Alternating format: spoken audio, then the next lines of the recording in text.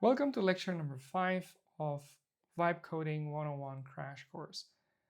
In this lecture, we're going to install Node.js. So you need to go to Node.js website. First, you need to go to Node.js or just type in Google Node.js download. You'll be taken to this website where you can download Node.js. If you're running MacBook or if you're running it on a MacBook, basically it should automatically select this. There are certain ways to do it with command line, and there are certain ways to do it with an installer. Like the easiest would be that you select what you're running. Is it M chip, like one of those latest new MacBooks have this ARM64? You select that, click on download. It will download the software and then you install it. If you want to go with the command line way, you just basically need to copy this line and then press on Command space. In your computer, you have something by default installed if you're running a MacBook called terminal. So you type terminal, you hit enter, you'll see something like this, a little bit cleaner than what you see here. Like, for example, those question marks, those red colors and everything is not in your system. It's going to look a little bit different. If you just terminal macOS, it looks cleaner than that one, so don't be worried about that. We're getting into that in a minute. So something like this, you will see something like this. It's cleaner. You see like this as a terminal. You copy that link and then you paste it there. You hit enter. Everything happens automatically. So you will eventually install Node.js. How do you know if Node.js is installed properly? Or you follow the instructions after clicking that download button.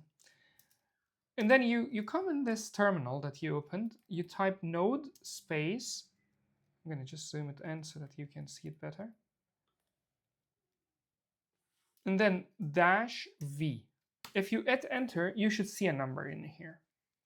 This is very important because if you don't have Node installed properly, then it's not going to work. If it didn't work, you just right click on your terminal, click on quit, and then press command space, open the terminal one more time, try it one more time, right? Node-v. You should see this number. This is very important. If you do not see this number, something went wrong. Go on the internet, go on ChatGPT, ask or copy paste the error you see from this terminal, and then follow the instructions. Finally, you need to get yourself into this location where you see this number. Additionally, you should see also this, npm space -v. You hit enter, you should see a number. That's basically the version number of that. By doing so, you basically installed yourself the tool or the software that we need to install. This is very important for us in this project to carry on because we'll be using Node.js and we'll be using npm for installing packages and so on. There will be a lot of concepts that we will hit as I go, and since this is not an edited video, I only have a task list in front of me and I go through them. Therefore, I will encounter these topics and I'll explain things to you. So for example, we just saw npm. What is npm? Node Package Manager. What is Node? Node is basically the runtime for JavaScript. It runs your JavaScript on your machine. So npm is something that if you go to npm.org, I think it is the website, or npmjs.com, it's a repository of all the packages that JavaScript use.